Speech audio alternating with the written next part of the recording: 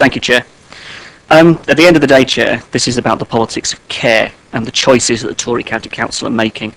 We've got a Tory-run borough council with a property portfolio worth 200 million and 150 million in the bank. And we've got a Conservative-run county council with 419 million pounds in its reserves, which they've doubled over the last 3 years, who then want to turn around and close down old people care homes and farm them out to the private sector. We've got a national government who are completely wedded to the private healthcare industry in more ways than one. It's interesting to remember that according to some recent research, there have been 333 separate donations recorded to the Tory party, £8.3 million given to the Conservatives from the private healthcare industry.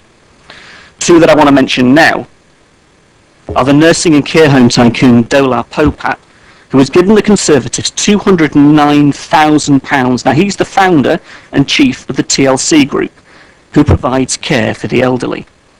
Now, David Cameron made him appear this year. Councillor, we are here tonight talking about... I'm making a statement, Chair. You either listen to it or you don't, but I'm making a statement and you should listen to it.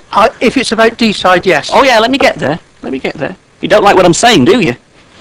Yeah, David Cameron made him appear this year. He gave him £25,000 after the Tory health reforms were announced in July. But let's not forget Andrew Lansley, who's the architect of all of these reforms.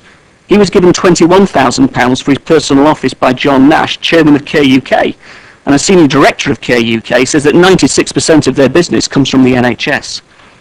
So this is about the politics of choices. There is more to do here with selling off local government-run care for the elderly to private companies. And it's about the residents and the families, as you've heard this evening, that are suffering, that are being put at risk, that are being made to hear what they do not want to hear from Hampshire because they don't believe it in the first place.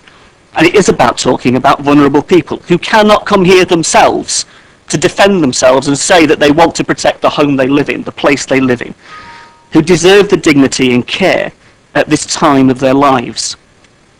So, Chair, I find it quite immoral that Hampshire County Council, with its resources, is suggesting it's going to close down Deeside. Two councils, us and them, with £800 million in the bank and between us, and we are talking about closing down this much valued and important local care home. It is disgusting, and I would like a response from the officers.